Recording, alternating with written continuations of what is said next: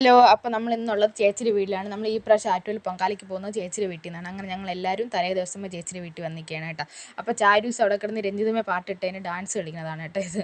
അവൾ ആ പാട്ടിന് മാത്രം ഡാൻസ് കളിക്കും. പിന്നെ നമ്മൾ രാവിലെ കുളിച്ചൊരുങ്ങി ആറ്റുകാൽ പൊങ്കാലയ്ക്ക് പോവുകയാണ്. പോകുന്ന വഴിയിലുള്ള റോഡ് അലങ്കാരമൊക്കെ നല്ല സെറ്റായിരുന്നു കേട്ടോ. പിന്നെ ഞങ്ങൾ എത്തി.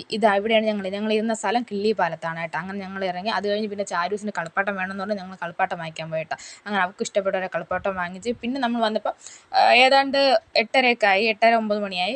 ഏതാണ്ടൊക്കെ ആൾക്കാർ ഫില്ലായിട്ട്. ഇത് ഞങ്ങൾ ഇരുന്നതിൻ്റെ അടുത്തുള്ള പടുക്കയാണ്. അതും കൊള്ളായിരുന്നു. അത് കഴിഞ്ഞ് പിന്നെ ചാരൂസ് അവളെക്കാട്ടിയും വലിയ ചെരുപ്പിട്ട് നടക്കാൻ അവൾക്ക് ഭയങ്കര ഇഷ്ടമാണ്. അങ്ങനെ ചേച്ചിയുടെ ചെരുപ്പിട്ട് അങ്ങോട്ടും ഇങ്ങോട്ടും നടക്കണം. അവൾക്ക് ചേർന്ന ചെരുപ്പ് അവൾക്ക് ഇഷ്ടമില്ല. എന്നാൽ അവളെക്കാട്ടി വലിയ ചെരുപ്പാണെങ്കിൽ അവൾക്ക് അത് ഭയങ്കര ഇഷ്ടം. അങ്ങനെ ചേച്ചിയുടെ ചെരുപ്പിട്ട് അങ്ങോട്ടും ഇങ്ങോട്ടും നടക്കുകയാണ്.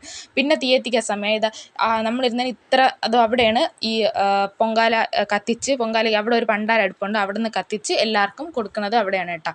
അങ്ങനെ അതൊക്കെ കഴിഞ്ഞ് എല്ലാവരും കത്തിച്ചു.